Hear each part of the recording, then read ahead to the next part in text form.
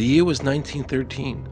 Woodrow Wilson was president, and powerful banking interests, who had been trying for years, finally achieved their long-term goal of a silent coup d'etat by taking control of the American government. The first thing they did to accomplish their takeover was convince Secretary of State Philander Knox to lie to the American people and tell them that the 16th Amendment, the Income Tax Amendment, had been legally ratified by the states when it was not. The bankers knew that this tax would ultimately end up in their pockets. Because of this fraud, the American people were led to believe there was now a tax on their labor. Congress and the president are completely aware of this fraud, and it was even cited in a recent court case.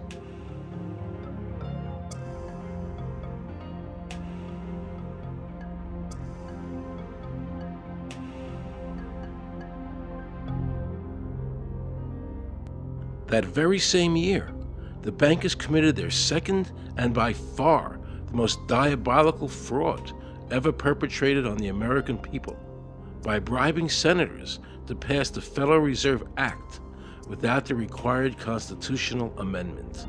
All in favor, say aye.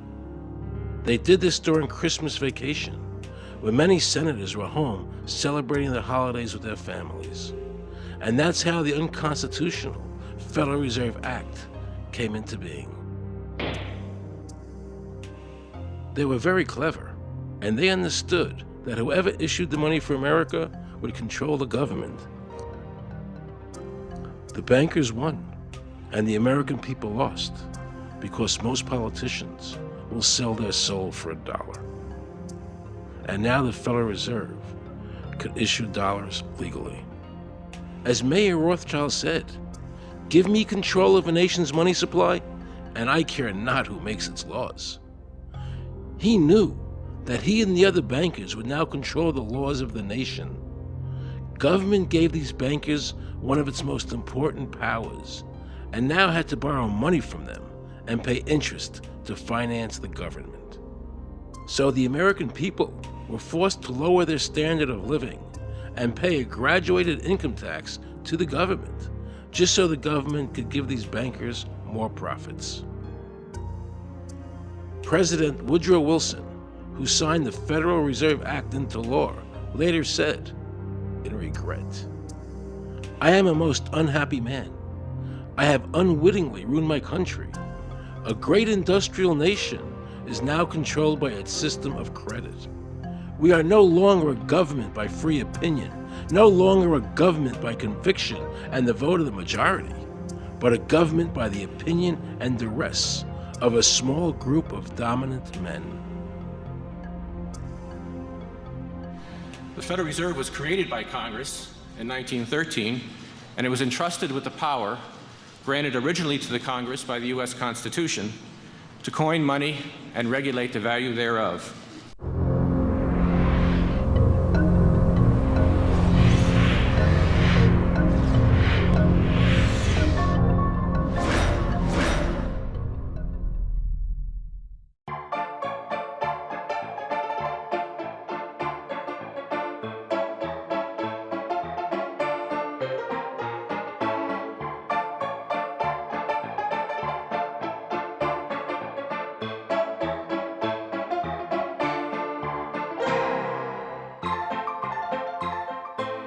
What's your name? Jan Crafting? Hi, Jen. I'm Aaron Russo. I produced the movie Is this a joke? Am I gonna No, make no, it no, look it's not a foolish? joke. Okay, good. No. I produced the movie Trading Places with Eddie Murphy and The Rose with Bette Midler, many movies. I'm doing a feature film.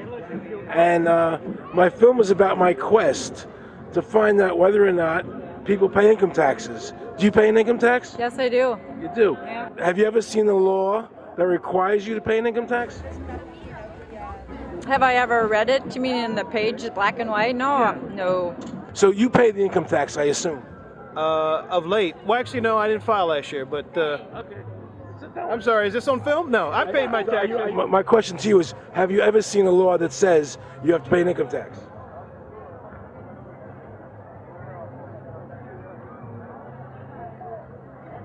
The law is that guy that wears that badge and a gun. That's the one that puts you in jail. That's the law. Actually, I can't stand the IRS. They're evil. Do you have any fear of the IRS? Not really, because I'm Canadian. I think it's actually unconstitutional, is what I've heard. Right. But to avoid any hassle, I pay it. If there was no law and I wasn't afraid of them coming and taking me to jail, absolutely, I wouldn't pay taxes. Okay, then no, I wouldn't pay income taxes. It's a no-brainer. You wouldn't pay. I wouldn't pay it. Why would anybody? Because that's what they tell us we must do, else we're bad Americans. Would you pay it? No. Would you pay it? No. Why would you pay taxes if you don't have to? The income tax is not legal because it would be a direct tax and it is not apportioned as the Constitution demands. If it's against the Constitution, then why are we doing it?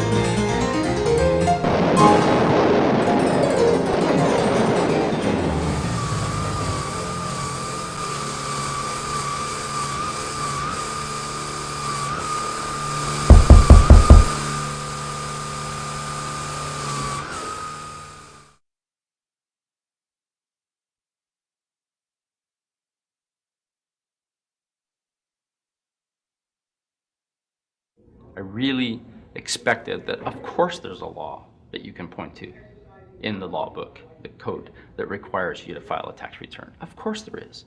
Maybe I don't know what it is right then as he was speaking to me, but sure. So naively, I agreed to go off and research it and get back to him. 3.5 months later, I was at that point where I couldn't find the statute that clearly made a person liable, at least not me and most people I know. And I had no choice in my mind except to resign. I had to leave the IRS because I presented evidence that I had accumulated indicating that the agency was violating the law and violating people's rights.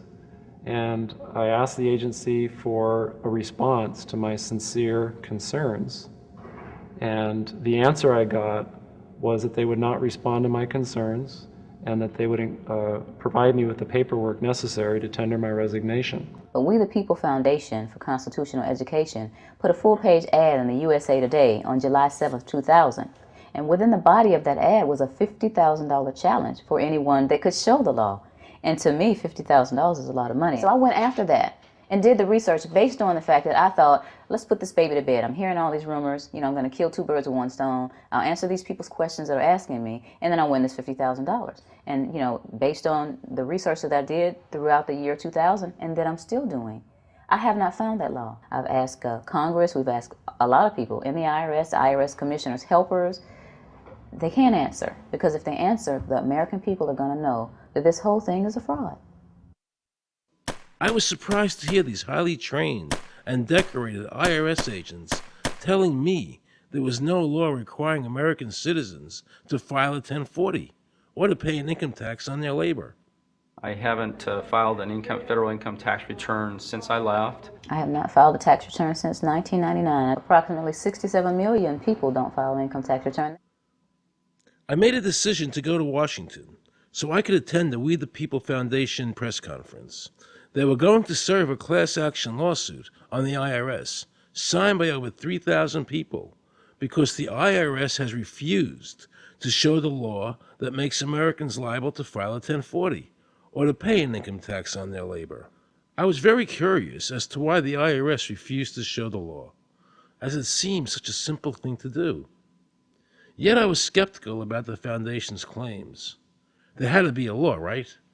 I mean, we've all been told over and over and over again that we had to pay income taxes. No answers, no taxes. No answers, no taxes. No answers, no taxes. Most people believe that the income tax system is legal and that the revenue from the tax is used in the public interest. However, there is a substantial, conclusive body of evidence that proves that our income tax system represents the most pernicious form of tyranny. It is the greatest hoax ever perpetrated by government against the working men and women of America. American citizens, along with the Foundation, have been asking the IRS to specifically provide them with the underlying legal foundation upon which they administer and enforce the personal income tax laws in our country. At the national level, when people would attempt to contact somebody of a much higher authority, say the commissioner, same kind of thing. They would get answers that were in effect non-answers. There are a group of people standing outside today who assert that no law requires you to pay taxes and that you will not answer their petition to the government as to whether they're required to pay taxes. Are they required to pay taxes? I've been paying my taxes ever since I had my first job, and I think it's a fundamental construct of our nation that those of us who expect and demand the services from our government that the government provides, be they the protection of our country through the military, or be they the education of our children, or be they the protection of our environment, that we must pay for those services. So yes, I think there is a fundamental obligation, and that it's an understood and well accepted one.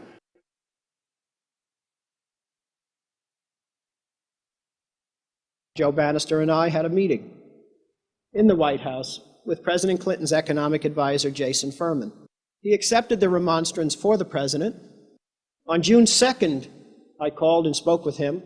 His words were, "We have decided that the issue of the legality of the income tax is not a high priority matter for the White House, and we will not be participating in any conference on the subject."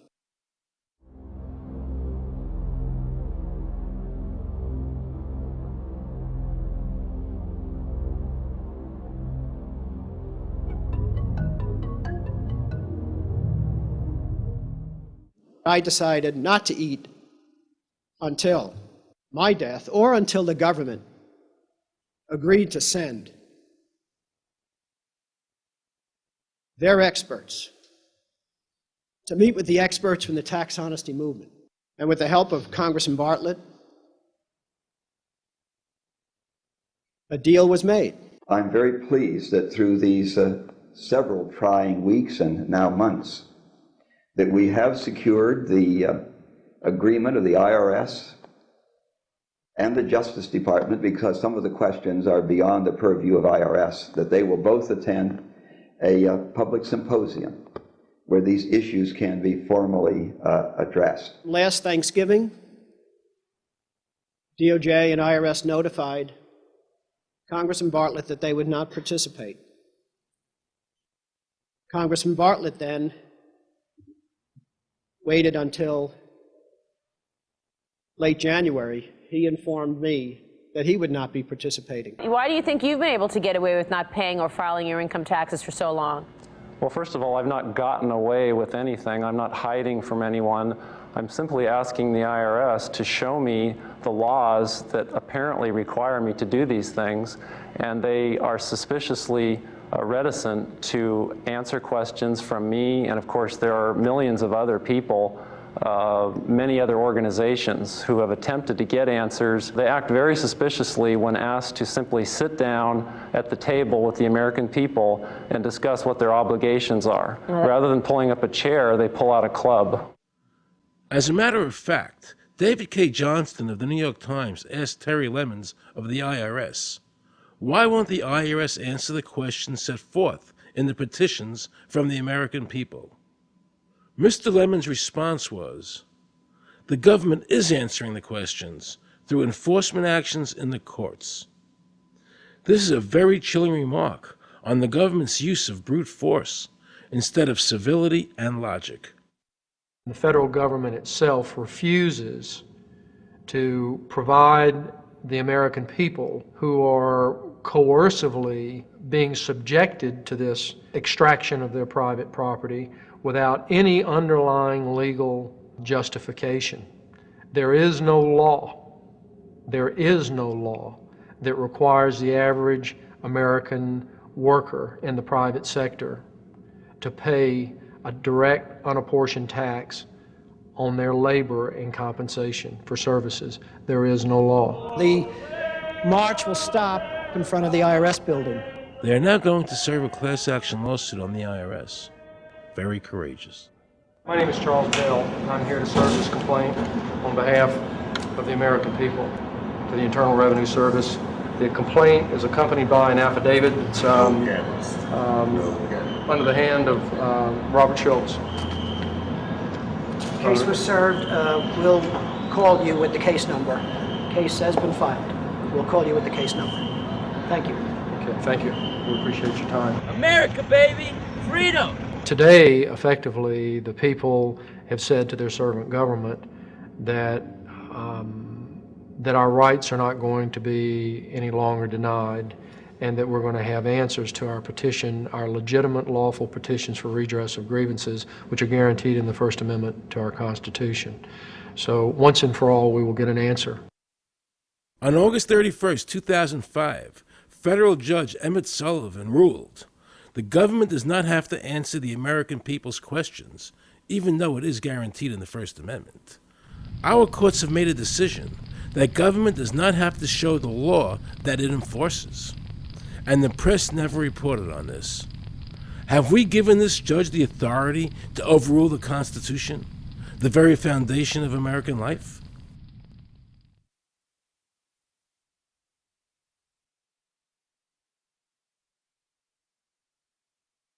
I believe that in both spirit and substance, our tax system has come to be un-American. Death and taxes may be inevitable, but unjust taxes are not. The country's taxes must be fixed, and I know what to do with it. If you think you're paying too much now, just wait till I get through with it. Now, Mr. Hanley, I'd like to ask you something. What does the government do with all the money we give them in taxes?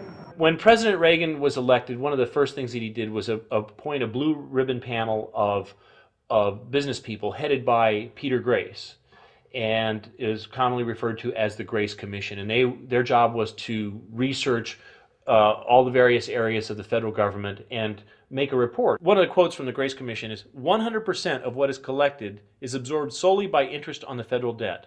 All individual income tax revenues are gone before 1 nickel is spent on the services taxpayers expect from government. If we pay the salaries of the congressmen and the senators, we're supporting them, aren't we? Well, yes. Yeah. Well, then why can't we list them as dependents and deduct them? We've been brainwashed. People have been told, that you need this income tax system to fund government, which is absolutely ridiculous. I mean, my question is, well, if that's true, how did we fund government from 1776 to 1913? The main purpose of the income tax is not to raise revenue, but to redistribute wealth and to control society. A lot of people might say, well, gee, if there wasn't an income tax, what would happen to education? They don't understand that education is paid for the most part, out of state and local taxes, your property tax. People might say, well, how are we going to build and maintain our highways? If there's no money coming into the government, we need our highways. There is a tax on every gallon of gasoline that people buy. Proceeds from the income tax do not pay for highway construction. The amount of money that we spend on defense is exactly equal to the amount of corporate income tax, which is quite legal and quite constitutional. I think we should not want the income tax for several reasons. One is that it is the instrument of totalitarianism. It is the means by which the government can manipulate people and put you into a condition of servitude. Every year you give the federal government a form that says, here's how all my money worked. If you lie, you could go to prison. So you're required to give them a financial statement that under, the force of law could put you in prison if it's not impeccable, right? And under the law, they're supposed to do the same. They're supposed to give you back a financial statement that says, here's what we did with your money, except you comply and they don't. In fiscal 99, the Department of Defense had 1.1 trillion of undocumentable adjustments.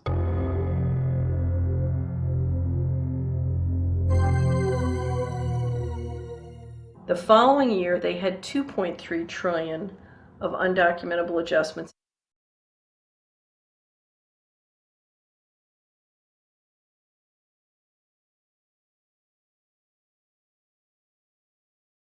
I decided to call the IRS. I spoke to Anthony Burke in Media Relations.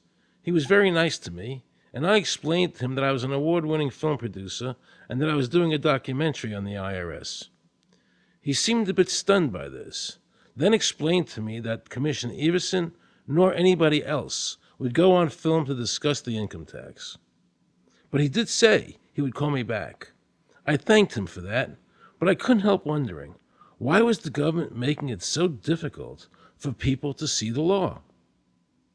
So I decided to bring my crew down to the IRS building to see if I could find some employees to interview. And here's what happened. I said you cannot film me, that's it. Who are you to tell me I can't film here? What's the law? Just tell me where the law is that says that. Can you show me the law that says I can't film here? Is America a free country? I told him they couldn't film here, and he's asking 9 million questions. I told him that's a federal government law. Hey, I told him he couldn't film here. He's telling me he's a citizen and all that, so... I couldn't film him, I'm saying, where's the law that says I can't film here? And I'm asking another question, sir. Then Homeland Security showed up, because I was such a threat to Washington. You got a driver's license? Yeah, I do. Put that away for me. After convincing Homeland Security I really wasn't Osama bin Laden, I kept wishing the IRS would allow me to interview somebody. Why wouldn't they show the law? What were they so nervous about? I began to have a frightening thought. What if it was our own government we had to be afraid of? With that disturbing thought in my mind, I went to see a group of tax experts. You can look through the statutes and look for the law that requires you to pay. And when you do that, you can't identify a law that requires the average person in America who earns a wage and works in private business to pay an income tax. The Constitution allows for two kinds of taxes. They're called direct and indirect. The federal government in the Constitution can tax almost anything, as long as it apportions the tax if it's direct.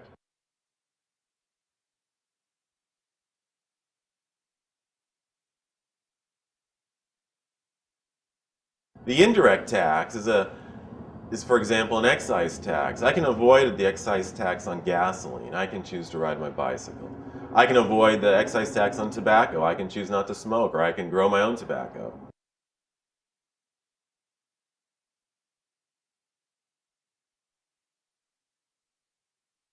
The income tax which is being applied now doesn't meet the criteria of either direct or indirect taxes. The IRS claims that in 1913, the 16th Amendment, the Income Tax Amendment, allowed the government a third form of taxation. What was the Supreme Court's ruling on that? The Supreme Court in the case of Stanton versus Baltic Mining. I mean, what could be clearer than this? The provisions of the 16th Amendment conferred no new power of taxation. The Russo case also said that the 16th Amendment did not impose any new taxes and did not change any of the taxing restrictions of the Constitution. There were also several other major Supreme Court cases in that same period from 1916 up until about 1923. Stratton Independence versus Hobart, Southern Pacific versus Lowe, Bowers versus Curbo Empire, Burnett versus Harmel, Doyle versus Mitchell. It's actually very simple. Congress tried to enact an income tax in 1894. The Supreme Court said that's unconstitutional. When the Supreme Court says something is unconstitutional, it's unconstitutional. They tried again in 1913, and the Supreme Court said the 16th Amendment conferred no new power of taxation. So, if they didn't have it then, and they didn't get it, they don't have it. There is no constitutional basis for a tax on the wages of Americans living and working in the 50 states of the Union. Period. End of argument.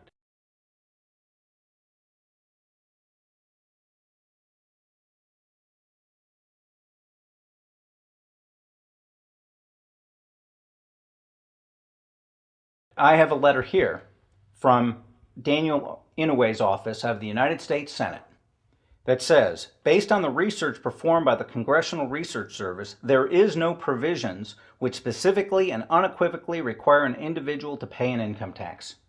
Period. End of story. There is no law, and to date, nobody has been able to show that there is a law for the average American citizen working day in and day out to pay an income tax. The definition of income in the Constitution was given in the Eisner versus Macomber case, and it turns on gains or profits that are made from some activity. Doyle versus Mitchell, 247 U.S. 179, 1918. Here's what he said.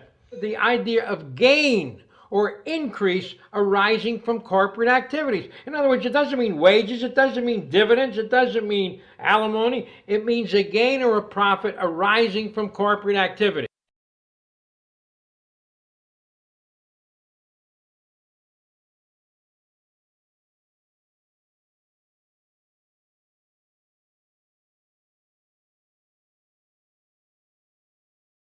These liens that are recorded against people by the government for tax liens are nothing more than allegations. They are non-substantive. They have never been determined by a neutral third party, such as a court, to have one shred of validity. If you ever get a notice of an audit or anything else, the first thing you should do is a Freedom of Information Act request for records that they're using to substantiate or justify the audit. There is nothing in the Internal Revenue Code that creates any such thing as an income tax evasion or crime. There's nothing in the code that allows IRS agents to seize property. The government is involved in judicial blackmail. The government knows that if it legally seizes somebody's property, that person doesn't have the funds and he can't even get a lawyer who can help him. I conducted investigations in the Title 18, the Criminal Code, the U.S. Criminal Code. And in there, the statutes and the regulations are very specific as to what's violating the statute. In the Internal Revenue Code, Title 26, there's nothing specific in there. I mean, even the FBI feared the IRS. You have to understand that an agency which will unlawfully impose a tax that doesn't exist is not going to care. If we, the people, don't know what our rights are, they're not going to tell us. If Americans just learned that the IRS was actually knowingly deceiving them, that would be enough for them to rise up and put a stop to it. This small booklet includes the Constitution of the United States, the Bill of Rights, the Declaration of Independence. This is a document that every citizen should read. It's a document which freed an entire nation. This is the Internal Revenue Code. And this document, and the unlawful application of this document by the Internal Revenue Service has enslaved the nation that this document attempted to free. I was very impressed with the people in the tax honesty movement. They weren't kooks, they were highly intelligent, well-researched, and very genuine. I was wondering why I never heard about all these Supreme Court decisions in the media. So I really wanted the IRS's point of view, because to get the true story, it was imperative I hear both sides. I kept wishing Anthony Burke would call me back. He seemed like an honest man. I then proceeded to call my message machine. Hi, this message is for Aaron Russo. This is Anthony Burke at the Internal Revenue Service. Let me suggest some people that you might want to think about talking to. One would be Don Alexander, who's a former commissioner who's here in town in Washington. Another would be Sheldon Cohen, who is both a former commissioner and former chief counsel. All of those guys, I think, can answer your question about, where in the tax law it says that you have to pay taxes. Wow, good news, I thought.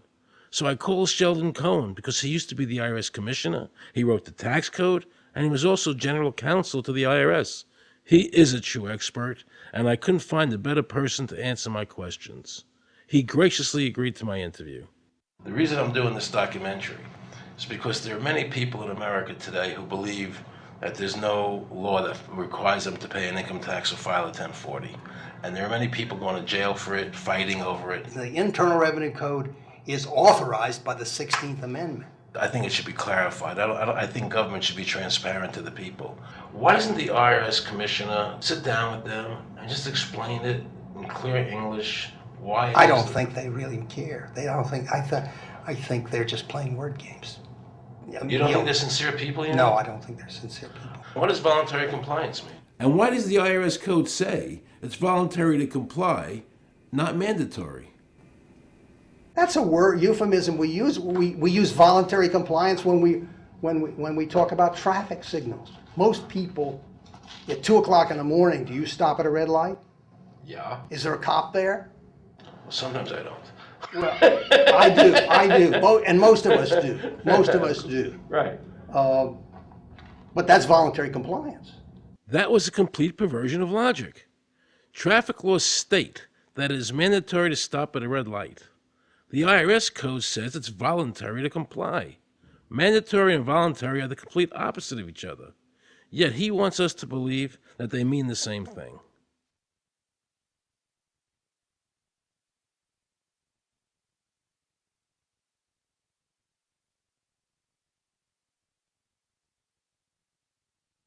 So can the government criminally prosecute somebody of information put on their 1040? Yes. Right, so doesn't that violate the Fifth Amendment? No. But the Fifth Amendment says I don't have to do anything that incriminates myself. Well, it doesn't incriminate you to put your income down. But you said before I could be put in jail for it. The commissioner wants us to believe that although the IRS demands that you fill out the 1040 and you can go to jail for it, that they are not violating your Fifth Amendment rights of self-incrimination. That is absurd. Isn't it true that the word income is not defined anywhere in the Internal Revenue Code?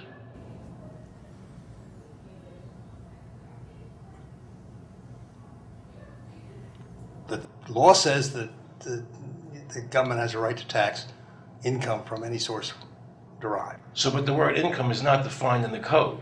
It just says income without a definition of what income is. That's right.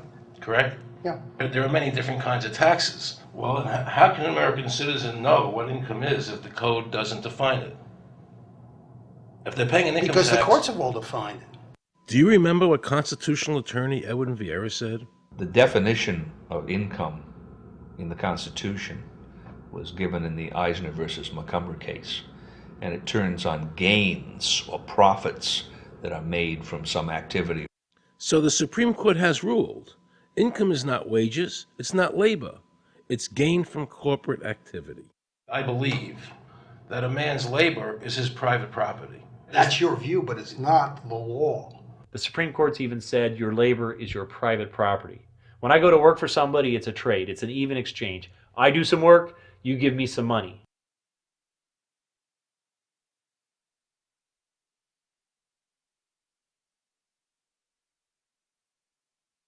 In 1916, we had the Bruce-Shaber case and the Stanton case.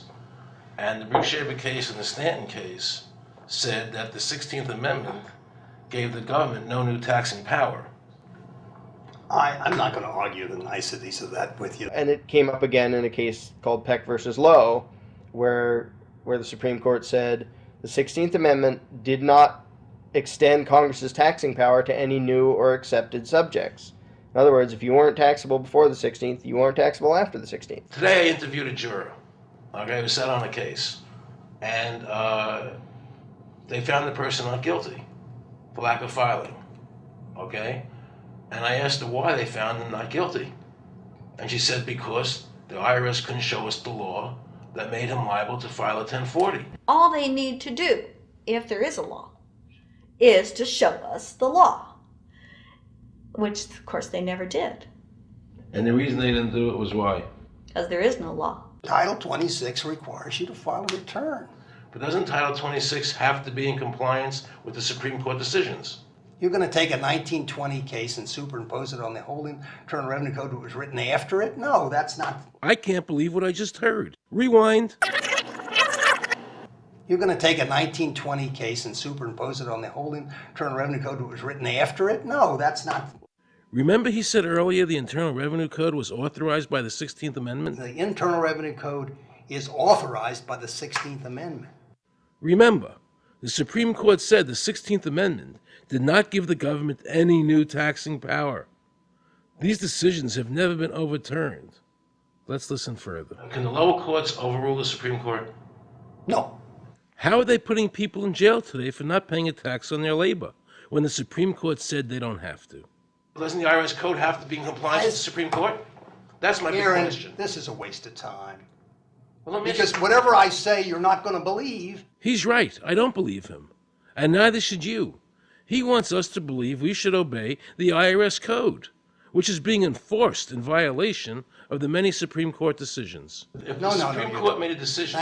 Thank you, Aaron. I think we're finished. I'm sorry, Mr. Cohen, you're doing that. Well, I'm sorry that you constantly re-argue the point. You're liable because the law says that you're liable, and the courts say the law says you're liable, and that's why you're liable.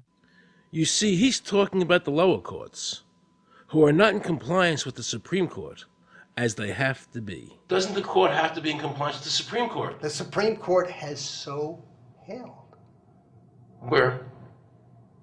You caught me unprepared. I'll come back. Well, I don't want to do that. But let me ask you a hypothetical question. No. You're making silly arguments here. Why is the Supreme Court decision a silly argument? Well, because it's inapplicable. That made my heart stop. He just said Supreme Court decisions do not apply to the IRS. That's the behavior you would expect from a totalitarian country, maybe China or Russia or Cuba, not from America. They're just making up the law as they go along. Now I knew the tax honesty movement was right. The IRS thrives on intimidation and fear, not by law. It's no different than a criminal protection racket, using force to extract your money from you. Then the former IRS commissioner, now working at a prestigious Washington law firm, threatens me. Watch. Aaron, you understand Yiddish. Gornisht helfen. For those of you who don't understand Yiddish, that means nothing will help you. Now it all became clear. I understood why the IRS wouldn't go on camera and talk about where the law was. I understood why all the senators I called refused to be interviewed. There is no law. And now you know what our political leaders and the courts have known for decades and have tried to cover up. The United States Constitution strictly forbids a direct, unapportioned tax on the wages and salaries of American citizens. The United States Supreme Court has consistently ruled that the income tax is a tax on profits and gains, not on labor and wages. On behalf of the American people, I challenge the IRS to show me a statute that allows a direct, unapportioned tax on the wages and labor of the American people. And if I'm wrong, I will give my most humble apologies to the IRS. If the IRS is wrong, and there is no law, then every person who's been jailed should be let out of jail immediately, and any assets seized should be returned to their rightful owners. If this is a nation of laws and a free country, then the IRS should show the law to the American people. I felt an overwhelming need to understand why juries were finding innocent people guilty of not filing a tax return when there was no law requiring them to do so. So I went to talk to Marcy Brooks, a juror who used her common sense and did not allow the judge to railroad the jury into a guilty verdict.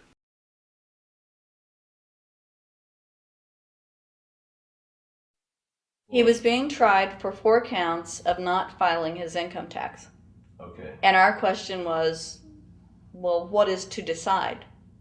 Either he did or he didn't. It never occurred to us that he might actually be innocent while at the same time not filing. In the federal government, it is not a felony not to file taxes. Finally, they said, okay, if we're going to get this guy, we're going to have to put it in the state. They called up the IRS agent, Agent Craner. Craner? Yeah. Robert Craner? Mm-hmm. This is Ken Doherty. He's also an investigator with the Illinois Department of Revenue. This is a request for a copy of the delegation and authority order. Right, and I talked to my boss about that, and he said that my badge is that. Badge is the authority.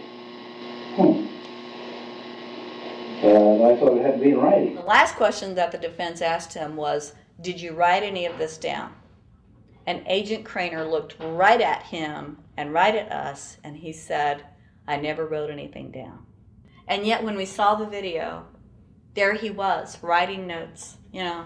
And so I'm thinking, okay, at this point, the judge is supposed to say, "Agent Craner, it is clear that you have committed perjury." It wasn't even noticed. It finally came to the climax. Mr. Harrell looked right at the prosecutor, and he said, "I will tell you the same thing I have told over and over again to government officials. You show me the law that requires me to file a tax return, and I'll be glad to do it." And again, I ask, under what is the requirement that you claim I'm required to do these things?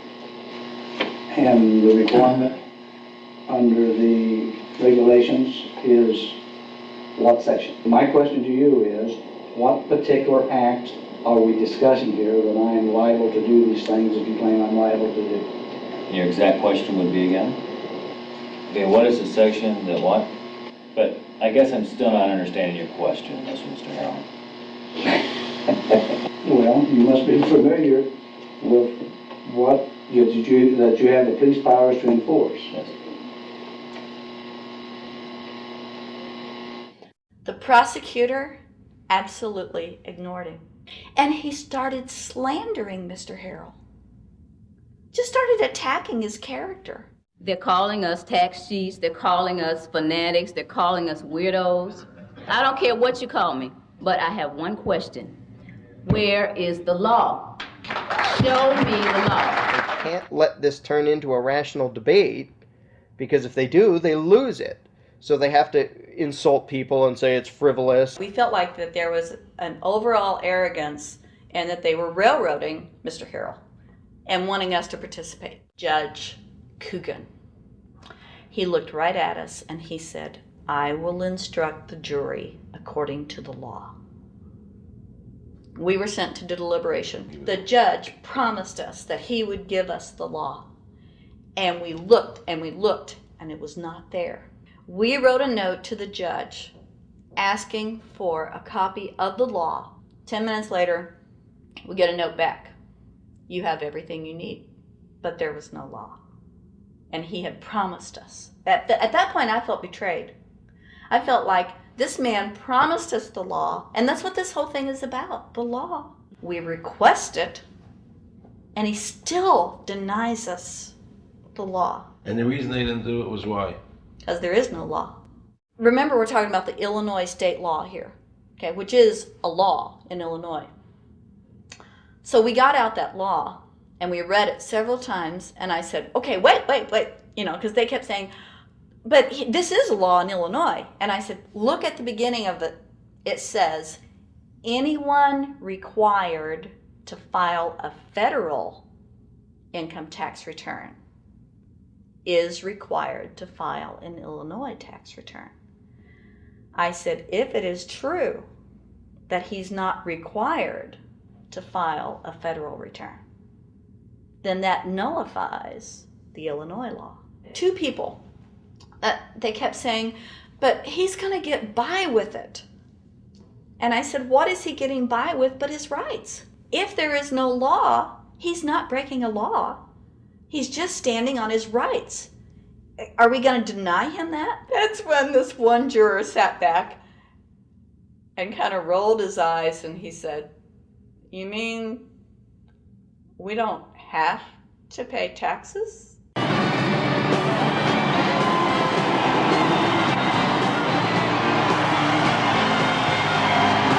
All of a sudden we realized that this trial was much bigger. And the ramifications of this trial were going to be so broad if it actually got out. I mean, it's like we had just discovered this great government secret. And so when we came out for the delivering of the verdict, the judge was, I'm sure, even at this point, I'm sure he still thought we would give a guilty verdict. And the reason I say that is because of the look on his face when the first not guilty was read. His face just turned white. I mean, it's like, I don't believe this. The second time, you could hear people out in the audience, just in the courtroom, just going, wow, and the judge is just getting red in the face. I mean, he was just livid. And the judge got up and left. I sat there and I thought, this truly is a victory for the people. And I have never felt more patriotic. And I knew that we had done the right thing. I looked at that man, Mr. Harrell, and I thought, the system might not work all the time, but this time, for that man, it did. In November 2004, the government arrested former IRS criminal investigator Joe Bannister. They charged him with fraud for telling the American people the truth about the income tax laws. The jury obviously agreed with Joe. Well, it just showed Mr. Bannister to be honest and straightforward and working within the law. Vernice Kuglin, a Federal Express pilot, claimed there was no law requiring Americans to file an income tax. She also won in court. 24 people were criminally charged by the IRS because they claimed there was no law requiring them to file an income tax return. The fact is, neither the judge, nor the prosecutor, nor the IRS could bring that statute in there because it's not in the books. The jury came back with an acquittal for everyone. When the matter is put to the test, which means in terms of court and enforcement action, there is a 100% success rate in shooting down these arguments. The mafia has a code and they follow it, and it's a code of honor. But the IRS has no code of honor.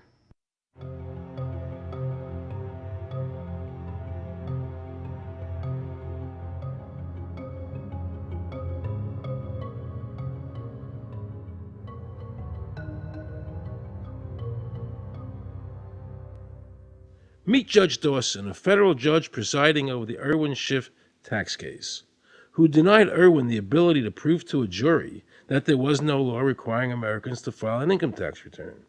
He denied Irwin the right to prove to a jury there was no law by stating, "I will not allow the law in my courtroom." But the judge made sure the government never had to show the law as written by telling the jury, "You must follow the law as I give it to you."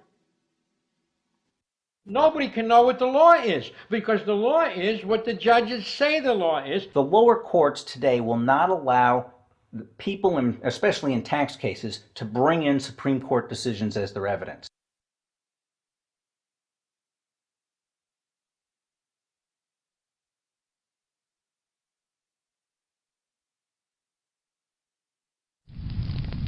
Here we have a federal judge railroading an American citizen by saying Supreme Court decisions are irrelevant.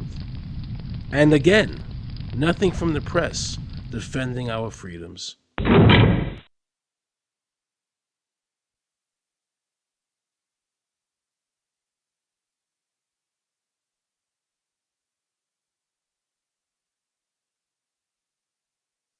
So if you ever find yourself as a juror on a tax case, be sure to ask the judge to show you the statute written by Congress that allows the government to tax the wages of the American people.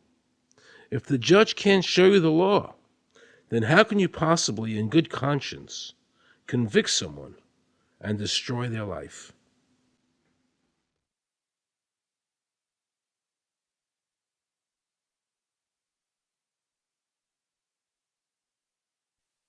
Let's see how the IRS treated one of America's greatest heroes and someone I cherished as a child.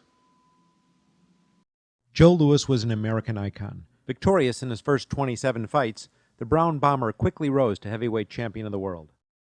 His 1938 knockout of German Max Schmeling, who represented Hitler's Aryan ideal, earned him the admiration of millions of Americans. Is watching carefully. Louis measures him right to the body, a left hook to the jaw, and Schmeling is down. The count is 5. Right after Pearl Harbor was bombed, Joe had a title fight where he donated his fee to Navy War Relief.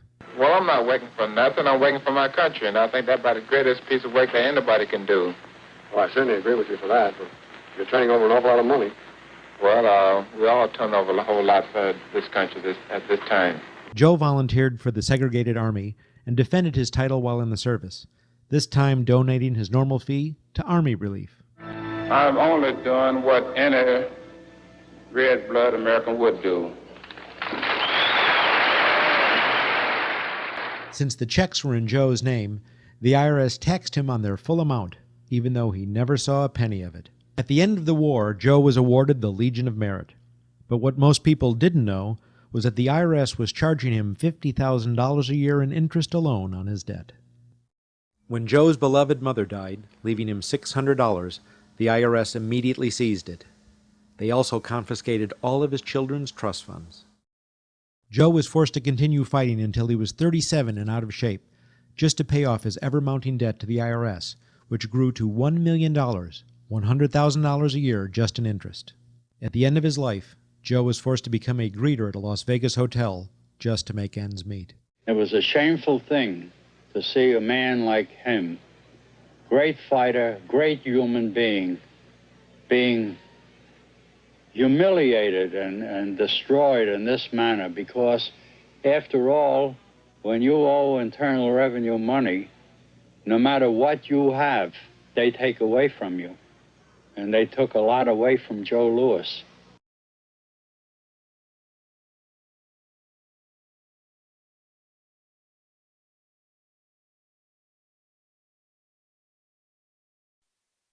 I made a decision to drive to Virginia Beach from Washington because I had heard stories about two law-abiding families who had been brutalized by the IRS. They were falsely accused by their bookkeeper of being drug smugglers and tax cheats.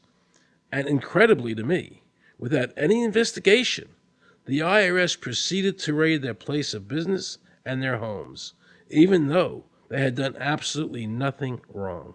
On Saturday morning, 4 different raiding parties proceeded to raid 4 locations on a Saturday, the day before Easter.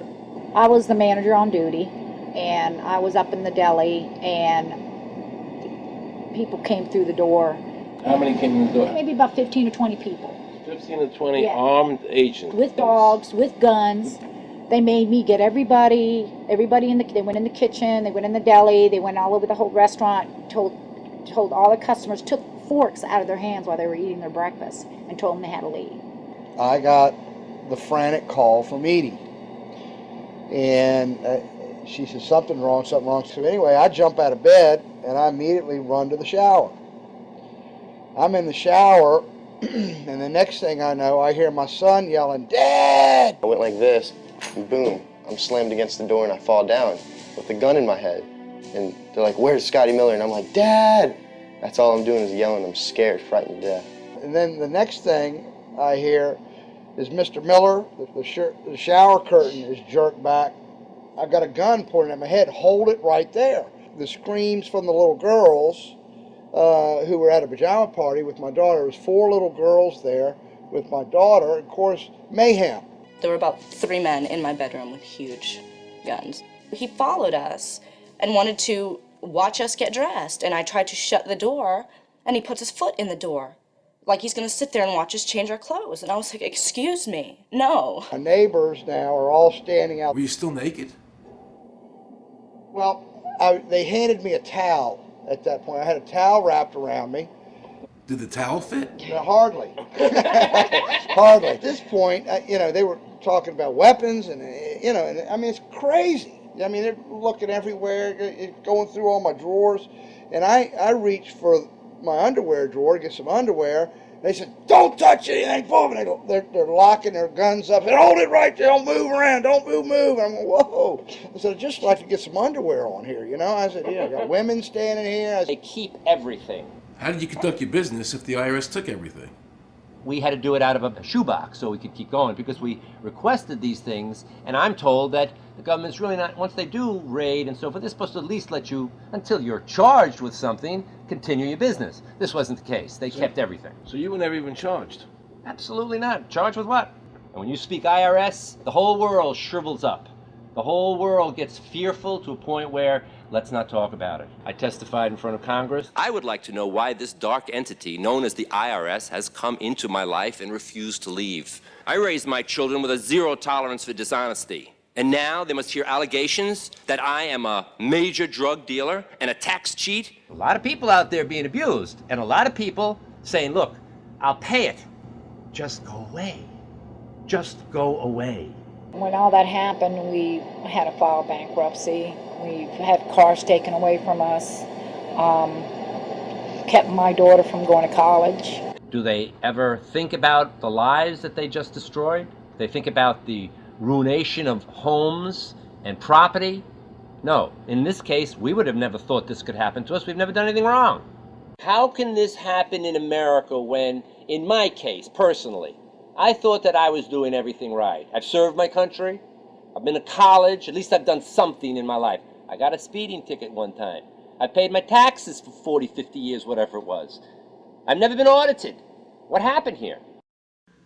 I had this really uncomfortable feeling in the pit of my stomach as I was thinking to myself, how did America transform itself from being a truly free country with a servant government where our individual rights were protected by our Constitution to being a country that talked about being free but really wasn't? The change started when the Federal Reserve came into existence and America adopted one of the major planks of the Communist Manifesto by bringing to America this central bank. The very same people that backed the Federal Reserve System also backed the graduated income tax, a second plank from the Communist Manifesto. You know that the Federal Reserve is a private bank and not a government agency? No, I wasn't aware of that. It's a private bank? That would scare me quite a bit. What if you learned that the Federal Reserve makes money off the taxes you pay? How would you feel about that? Angry. Like I'm feeling right now. I would feel cheated by my government. I'd be angry. It kind of sucks. They're pretty much in control of everything. I decided to drive back to Washington to see Dr. Ron Paul. He had been a congressman for over 20 years. I had met him previously in 1998 when I was running for governor of Nevada, and I knew him to be an honest and sincere man, and I thought he'd be very helpful in letting me know what the future holds for the American people. Who owns the Federal Reserve? It's secret, and we can't find out what's happening. But the Congress created it, and it's not authorized in the Constitution. The government borrows money from a private corporation using the name Federal that prints United States on it, and then it pays back to the Fed, which is owned by private banks. We don't know who all those private banks are. The money that the government is paying back to the private bankers is the money that comes from you and me. Why in the world would the American government borrow money and pay fees on it when it has the authority to make the money itself interest-free? The Federal Reserve is no more federal than Federal Express. I've never seen a full list of ownership for the Fed. I don't think anybody has. The government works for a private bank, and the private bank works for its owners, the true masters. People talk to me about, the issue of Republican versus Democrat, as if they don't get it. And I say, look, here's the way you get it. It's organized crime. All you do is you call the Republicans the Genoveses, and you call the Democrats the Gambinos. The people at the top, they treat it like a crap game, like it's their crap game, like they're making lots of money.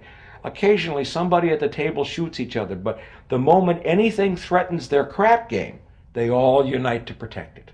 They're both controlled by the same financial, economic, and corporate interests. Once the banks get into the picture and they form a partnership with the government gives them the legal power now to create bank-issued money backed by the coercive power of government to require everybody to accept that bank money. In the course of the last century, they have converted this nation from a nation of independent freeholders to a nation of employees. And they're just one step away from being serfs. Most people spend the great bulk of their money for taxes, interest, and inflation. And all of that money goes to these two groups that comprise the cartel and their partner, the federal government. It's not a coincidence. So if Congress used its legal authority to shut down the Federal Reserve System, the American people would be much better off.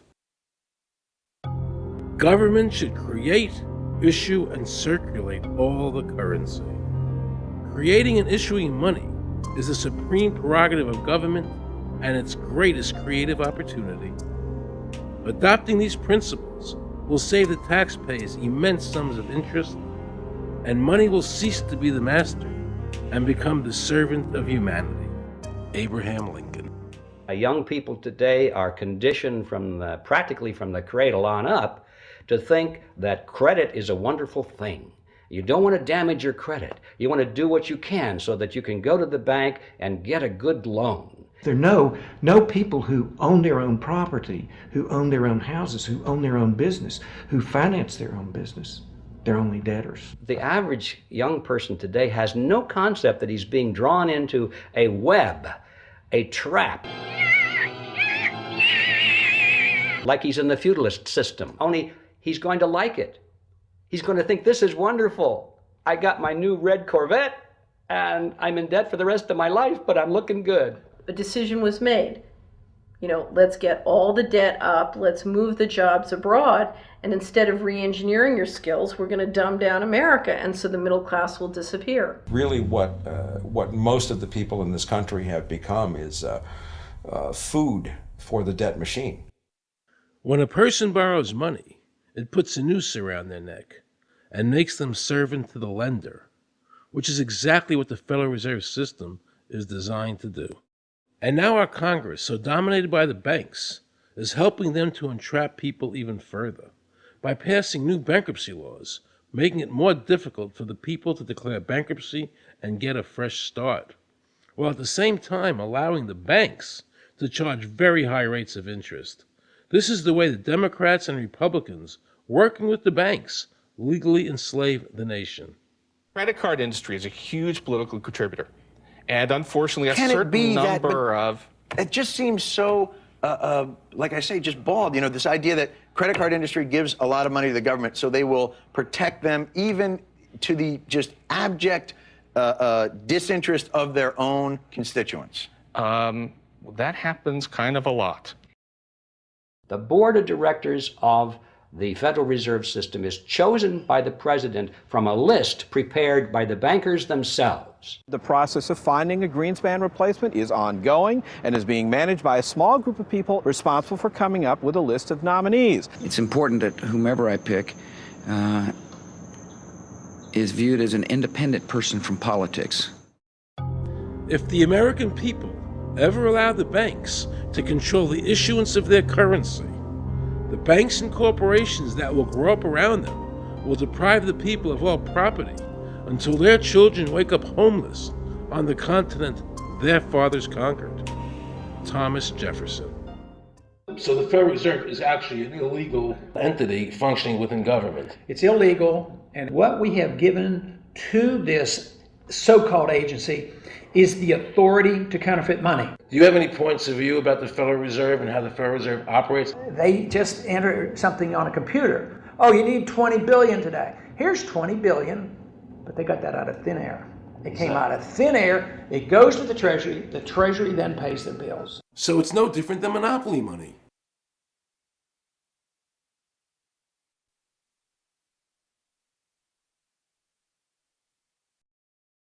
The cost of living is so high today because the Federal Reserve and the federal government have destroyed the purchasing power of the dollar.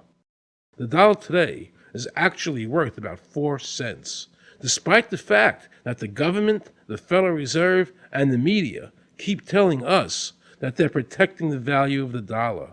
This is a lie. All countries who have ever attempted to create money on thin air, the currency is eventually destroyed. Why did we give a monopoly of creating money out of thin air to a private corporation? The result is exactly the same as if someone were picking your pocket every year, because that's exactly what they're doing. Originally, paper was a receipt which is used as evidence that the money exists. Over the years, of course, the government has disconnected the paper from the actual tangible substance, which is money. So now we have a piece of paper which is evidence of nothing. In the past, people were able to take their receipts, the paper, to the bank and get the real money, the gold, in exchange for the receipt. This limited the amount of money that could be printed, thereby protecting the purchasing power of your savings.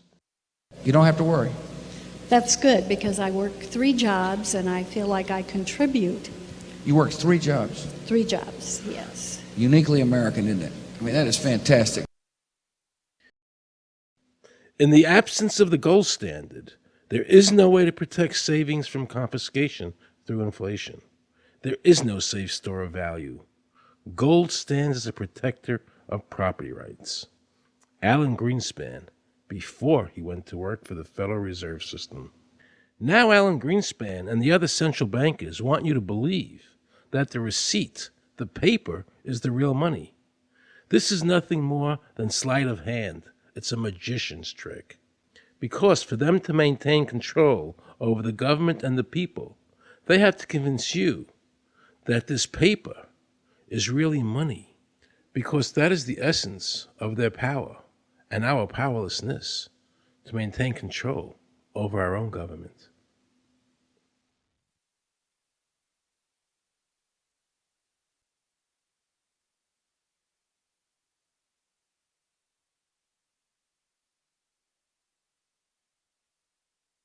What happened to the gold in Fort Knox? Nobody really knows. When I served on the Gold Commission, I asked them to really, do another audit. I remember it was 15-2. They said, we don't need to audit the gold. It's supposed to be the American people's gold. And so we would like an accounting to tell the American people what is there. I've been told that the Federal Reserve has taken control of the gold as collateral for the dollars they print. They list gold on their balance sheet. How could the Federal Reserve, this private bank, list gold on their balance sheet? They claim they're holding that for the Treasury.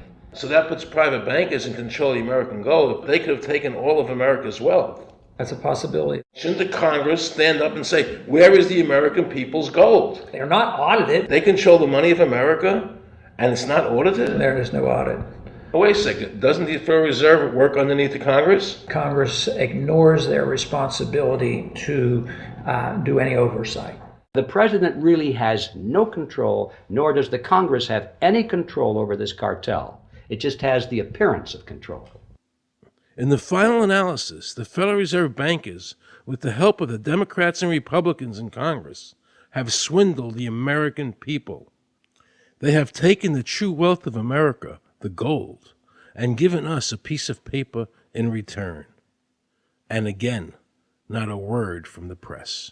These frauds are going to continue until Congress is no longer intimidated by the Federal Reserve bankers, and Congress uses their legal authority to shut down the Federal Reserve System and to stop this loss of our freedoms.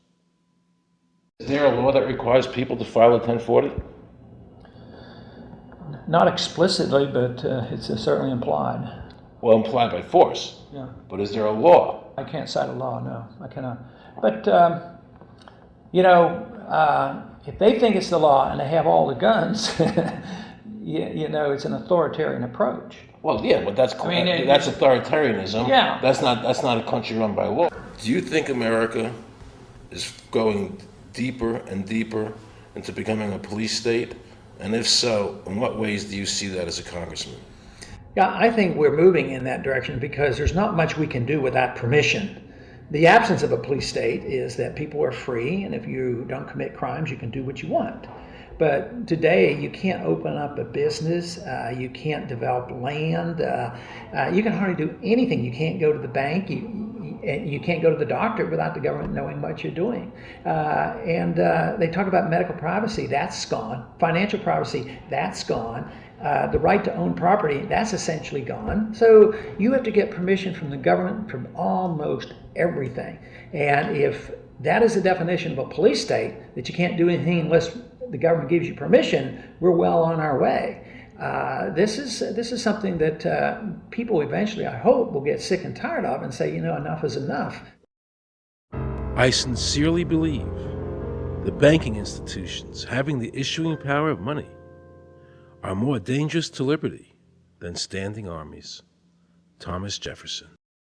You must understand the Federal Reserve is a cartel made up of the major banks in America, and they are the ones that are running the show, not the federal government.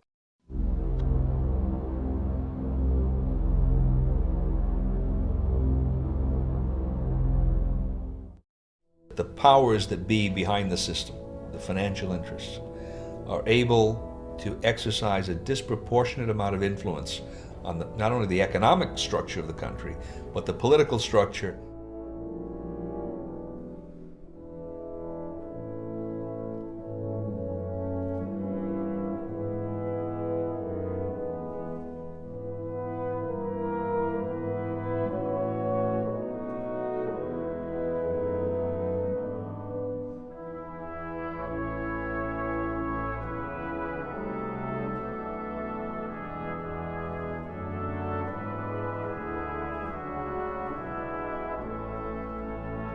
This would be like the ultimate reaching of government into our personal health lives, which would be unbelievable. And not even our government, some, bureaucratic, diffuse, multinational, secretive government.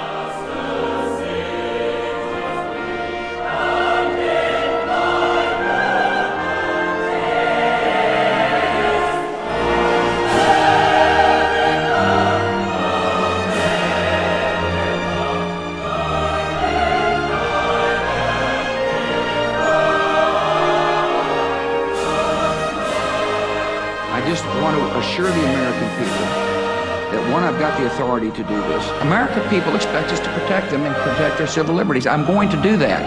Preserve, protect, and defend the Constitution of the United States. The Constitution of the United States. So help me God. So help me God. So help me God.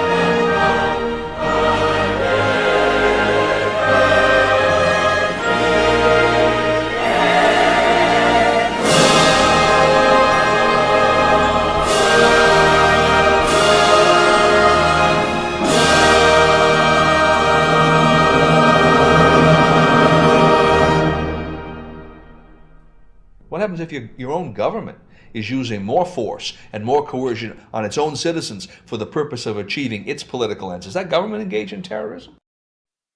Now let's watch the government add insult to injury to the people of New Orleans. No one will be able to be armed. We will take all weapons.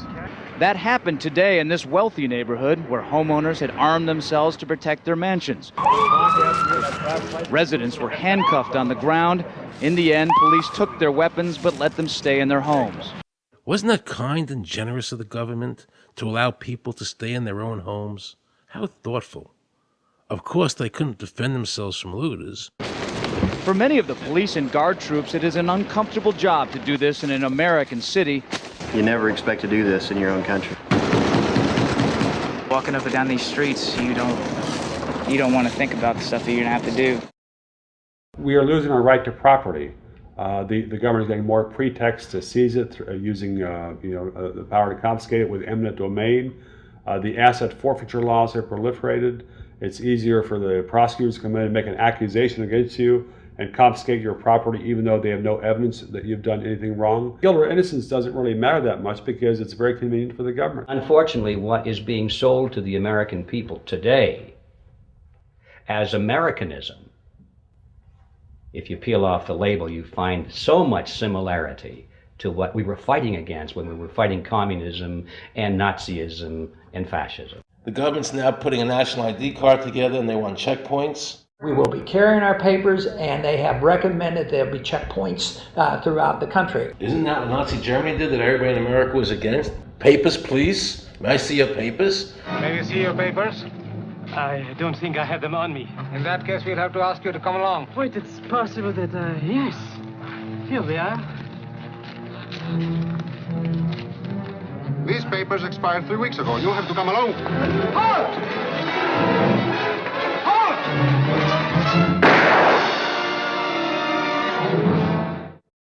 The new legislation, the national ID card is in it. It takes 3 or 4 pages to describe, and it will be connected with our driver's licenses. The states will be instructed on exactly what they have to do. Social security numbers will be used. Some type of a physical proof, such as fingerprints or retinal prints, have to be on it.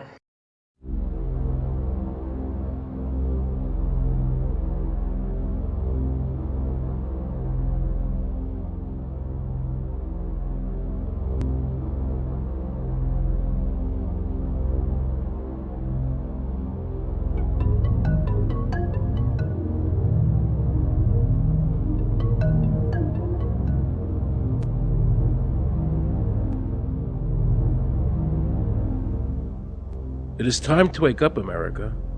These ID cards are not about defeating terrorism, but they are all about controlling the American people. I arranged an interview with Catherine Albrecht, a leading authority on the RFID chip. Her book entitled Spy Chips is the definitive book on this subject. I wanted to find out just how dangerous these chips are to our liberties. RFID is a technology that uses tiny computer chips the size of a grain of sand or even smaller, hooked up to miniature antennas to transmit information about items at a distance. Back in 1999, Procter & Gamble, Gillette, and MIT got together to find a way to commercialize this technology and make it small enough, make it efficient enough, and make it low cost enough to, essentially, their dream is to put one of these tiny computer chips on every physical item manufactured on planet Earth. The latest technology for identifying people at the point of sale, for identifying people when they make purchases, is actually the implantable chip that you can actually embed directly into human flesh. It's a tiny glass capsule about the size of a grain of rice. It contains an RFID computer chip with a coiled antenna, and it can transmit information also at a distance.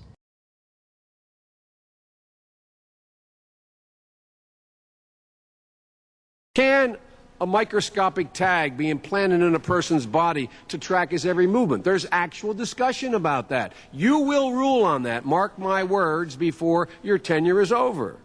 Homeland Security folks, the Department of Defense, and others have expressed an interest in being able to more closely monitor the U.S. populace. And one way to do that, of course, would be being able to determine who buys what and where they take those things.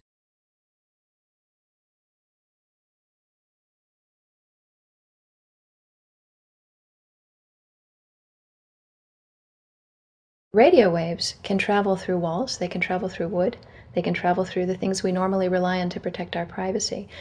For example, your purse, your backpack, your pocket, anything you're wearing or carrying. Kraft Philadelphia cream cheese has been tagged with RFID and sold to consumers, as have Mach 3 razor products and other Gillette razor products, without the knowledge of the consumer. One of the tiny chips could actually even be the dot on the letter I on the back of the fine print on a package that you purchased. They were talking about having reader devices in every airport, on every bus, on every train, on every port, on every dock. One of the most worrisome applications of RFID are proposals to put them into cash, meaning that you would be able to track every banknote, where it had been, who it had been issued to, and create, in essence, an audit trail.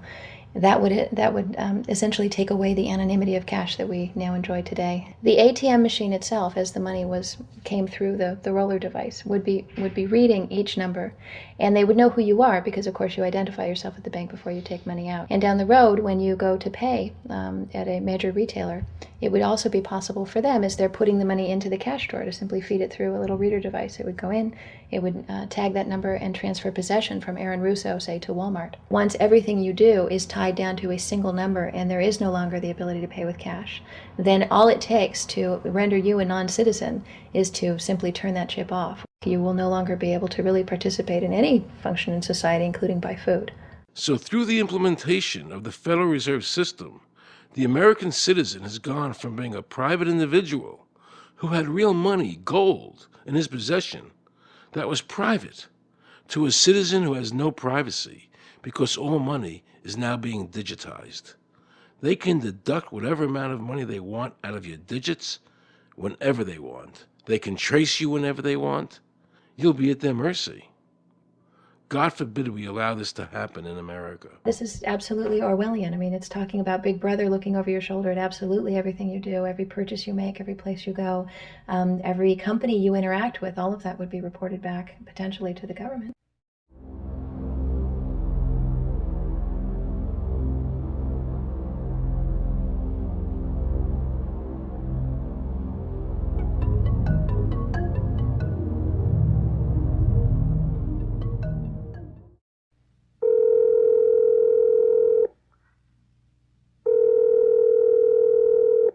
Pizza Palace, guaranteed hot in 30 minutes or it's free. This is Mary. May I take your order? Hi, Mary. Yes, I'd like to order. Is this Mr. Kelly? Yes? Thank you for calling again, sir. I show your national identification number is 610-204-9998-45-54610. Is that correct? Yes. Thank you, Mr. Kelly. I see you live at 736 Montrose Court, but you're calling from your cell phone. Are you at home? I'm just leaving work, but I'm... Oh, we can deliver to Bob's Auto Supply. That's at 175 Lincoln Avenue, yes? No, I'm on my way home. How do you know all this stuff? We just got wired into the system, sir. Oh, well, I'd like to order a couple of your double meat special pizzas. Sure thing. There'll be a new $20 charge for those, sir. What do you mean? Sir, the system shows me that your medical records indicate that you have high blood pressure and extremely high cholesterol. Luckily, we have a new agreement with your national health care provider that allows us to sell you double meat pies as long as you agree to waive all future claims of liability. What? Do you agree, sir? You can sign the form when we deliver, but there is a charge for processing. The total is $67 even. $67? Well, that includes the delivery surcharge of $15 to cover the added risk to our driver of traveling through an orange zone. I live in an orange zone? Now you do. Looks like there was another robbery on Montrose yesterday. You could save $48 if you ordered our special Sprout Submarine Combo and picked it up yourself. Comes with tofu sticks. Those are very tasty, sir. Good value, too. But I want double meat. Well, I'm sure you can afford the $67 then. You just bought those tickets to Hawaii. They weren't cheap, eh? Oh, but I see you checked out the budget beach bum at the library last week. Up to you, sir. All right. I'll get the Sprout subs. Good choice, sir. Gotta watch that waist if you're hitting the beach, eh? 42 inches. Wow. Man, I'd say tofu and sprouts is, like, required. That's how much? Just between you and me, there's a $3 off coupon in this month's Total Men's Fitness magazine. Your wife Betty subscribes to that, right? Anyhow, clip that and it's $19.99 even. Whoa, looks like you maxed out on all your credit cards. Bring cash, okay? Have we become so controlled and so ignorant about our rights that big institutions and big government can do whatever they want with us, even without our approval? I knew for certain the Founding Fathers would resist to the death what is happening in America today. And I, for one, will not accept a national ID card. And if nobody accepts a national ID card, and nobody can board a plane without one, then let the airlines go bankrupt. And if you can't open a bank account in a big money center bank, then open an account in a small local bank. And if we can't walk into a federal building, I personally would consider that a blessing. Don't allow these institutions to dictate to us how we conduct our lives. This is America, and we have free choice. We the people have all the power, not the government. Government gets its power from us, not the other way around. Think of all the men and women who died in all our wars, fighting for freedom, not Federal Reserve bankers. Do you think they sacrificed their lives so that Americans can be chipped like a dog? So we could all have a homing device inside us? No. This ID card is the last step before they implant us. And that's precisely the reason nobody should accept one. And you know what they're going to do? They're going to call on the propaganda machine, the media, and try and sell this as if it were in everybody's best interest. We're working on a product that we have called internally a PLD. PLD stands for Personal Locating Device, which is an implantable GPS for which our company owns a patent. The hybrid of the two of these products, being Digital Angel and Verichip is what we call PLD. PLD should be in prototype form by the end of this year, by December of 2002, and we are already working with the Food and Drug Administration as well as legislative agencies with these products and ultimately with the PLD.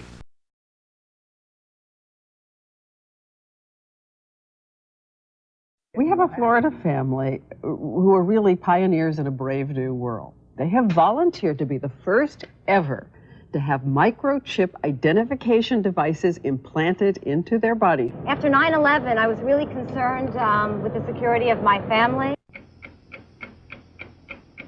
I wouldn't mind having something planted permanently in my arm that would identify me. Talk about identification papers. Watch what happens to a woman in Florida whose license was suspended.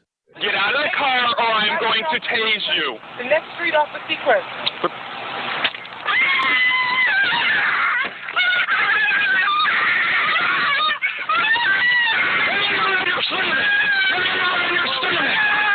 On your stomach. Do it now. Put your hands behind your back. Do it now. Do it now or you're going to get tased again. Do it now. Do it now. On your back. Put your hands behind your back. Put your hands behind your back. I can't. Sure you can. Come here. Ow, ow, ow. Oh, got it. You got blood on your Oh, my God. You tased me and you handcuffed me? Yep, you're under arrest. For what reason? Your license is suspended. All the power is in the people. And to the extent that government becomes alienated from the people, does things that people don't want, power is transferred until you finally come to a police state, totalitarian state, whatever word you want to give it, where the desires of the people really have no consequence. They go out and they vote. Doesn't make any difference which candidate they elect. I'm a programmer. I worked for NASA, worked for ExxonMobil, worked for Florida Department of Transportation. Mr. Curtis, are there programs that can be used to secretly fix elections? Yes. How do you know that to be the case? Because in October of 2000, I wrote a prototype for President Congressman Tom Feeney at the company I worked for in Oviedo, Florida, that did just that. And when you say did just that, it would rig an election? It would flip the vote 51-49 to whoever you wanted it to go to and whichever race you wanted to win. And would that program that you designed be something that elections officials that might be on county boards of elections could detect? They'd never see it. So how would such a program, a secret program that fixes the election, how could it be detected? You would have to view it either in the source code or you'd have to have a receipt and then count the hard paper against the actual vote total. Other than that, you won't see it.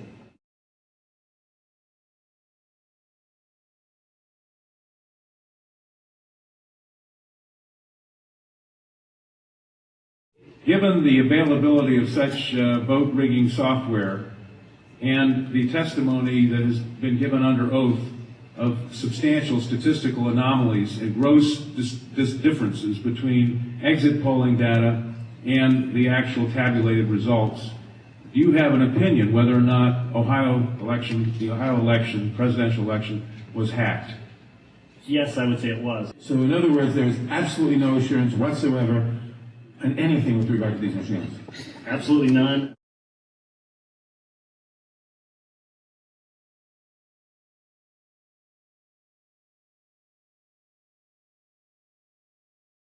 Anybody who trusts electronic voting machines should have their head examined.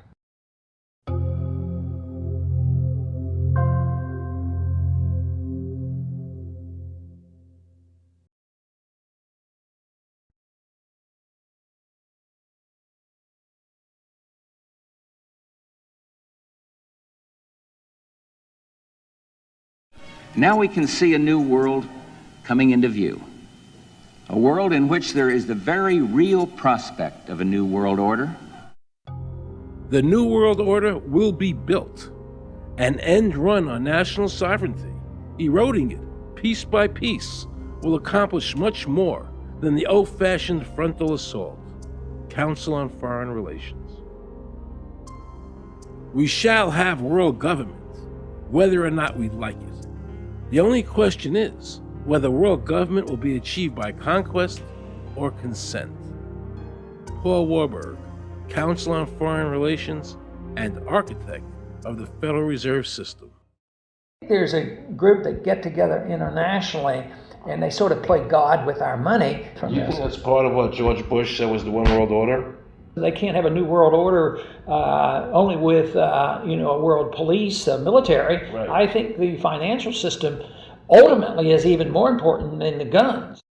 The central bankers of the world are working together to create a one world government, a global police state as sinister as anything George Orwell ever wrote about, where every person on the planet Earth will have an RFID chip implanted, where the bankers and the governments can monitor every transaction you make. A chip in everybody would be the universal monetary system par excellence, because there'd be no escape from it, and you'd be totally under the control of those who issue the electronic impulses in that chip.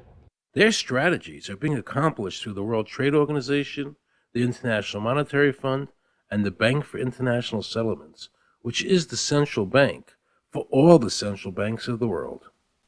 Most people don't have a clue that these unelected private bankers actually control the governments of the world. They have financed and profited from every war since World War I without concern for humanity. The war in Iraq is an attempt by the Federal Reserve and their partner, the Bank of England, to control the Middle East and to make it a part of the New World Order. To defend the New World Order, U.S. soldiers will have to kill and die. Arthur Schlesinger, Counselor on Foreign Relations.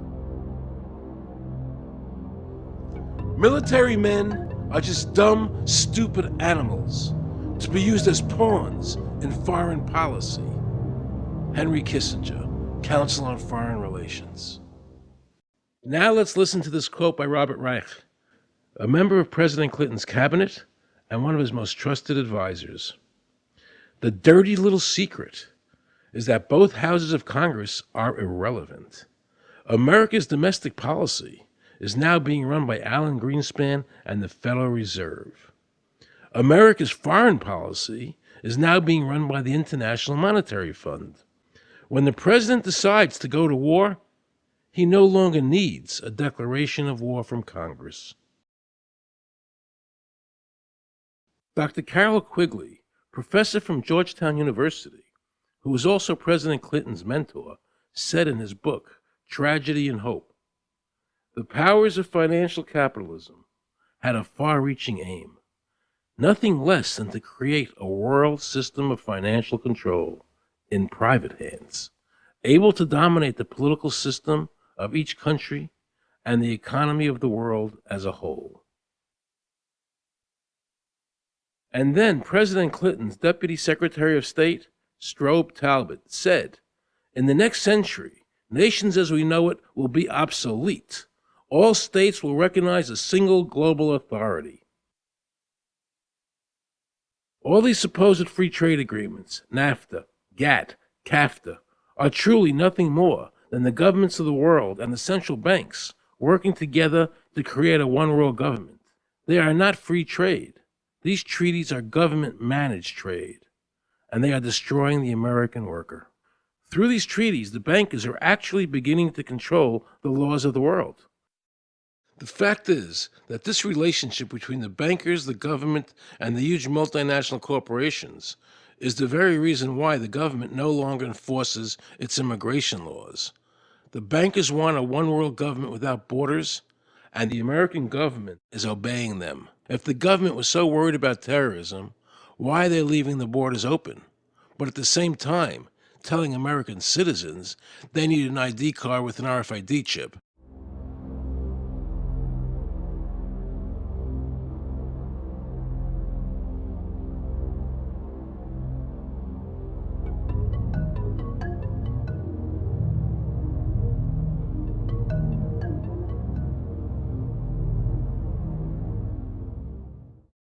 The Bush administration's open borders policy and its decision to ignore the enforcement of this country's immigration laws is part of a broader agenda. President Bush signed a formal agreement that will end the United States as we know it, and he took the step without approval from either the U.S. Congress or the people of the United States? Bill Tucker reports.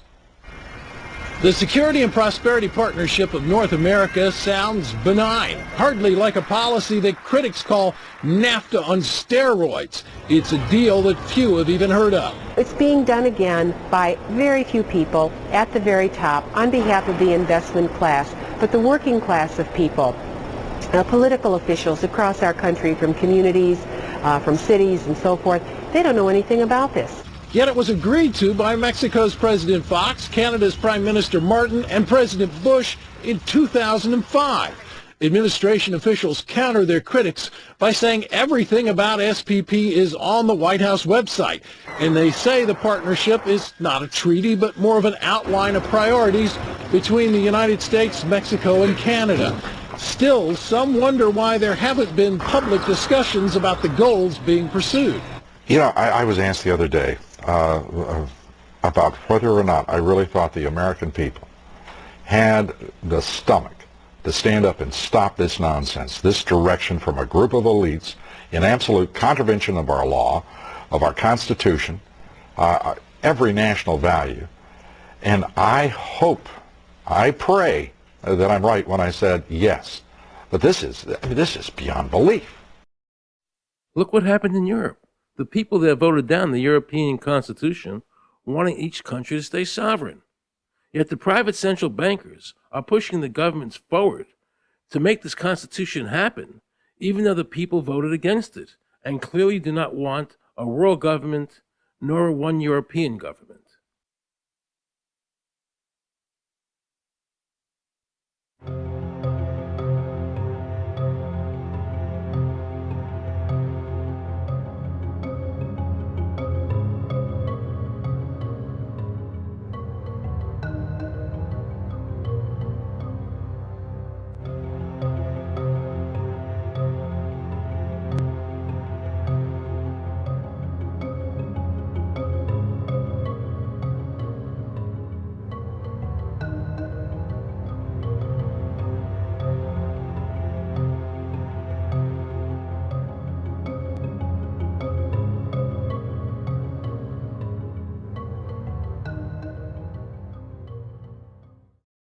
Now pay close attention to this quote by David Rockefeller, and you'll understand what is happening in the world today and where the American people are heading as a nation. We are grateful to the Washington Post, the New York Times, Time Magazine, and other great publications whose directors have attended our meetings and respected their promises of discretion for almost 40 years. It would have been impossible for us to develop our plan for the world if we had been subjected to the lights of publicity during those years. But now, the world is more sophisticated and prepared to march towards a world government. The supranational sovereignty of an intellectual elite and world bankers is surely preferable to the national autodetermination practiced in past centuries.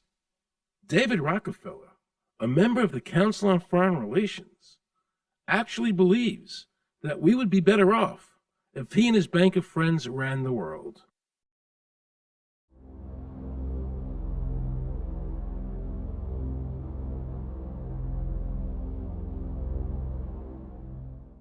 Benito Mussolini had a great quote about fascism. He said that fascism should be called corporatism more properly because it's the perfect merger of power between the corporation and the state. That's how he defined fascism. And that's what we're seeing here. The media controls the information that a person gets. In various ways, they can make sure that the average American watching the tube or reading the newspaper is going to come out with a certain mindset. He's going to say, this is good, that's bad, and that's all they have to do. You look at the ownership of corporate media in this country. Who owns CBS? Viacom? Who owns NBC? GE? Who owns ABC? Disney? Americans have been taught to expect their salvation from government instead of recognizing government as the most dangerous threat they'll face in their lives. And the United States putting together a constitution now for Iraq. You know, why don't we just give them ours? I mean, think about it. It served us well for over 200 years, and we don't appear to be using it anymore, so what the hell?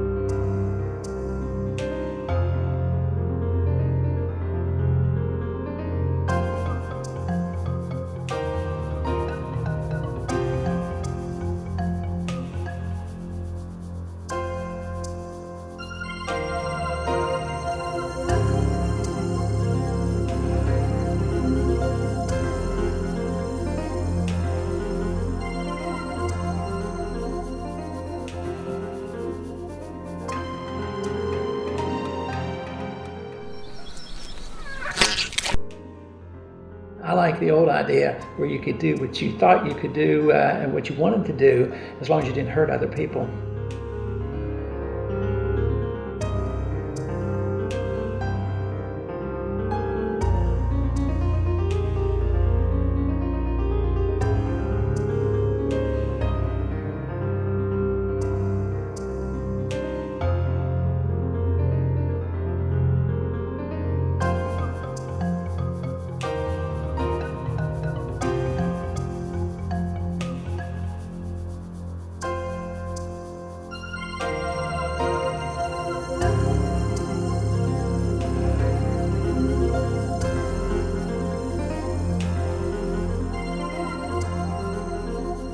I think that the ultimate choice that's being presented to mankind is that it's time to either evolve or perish.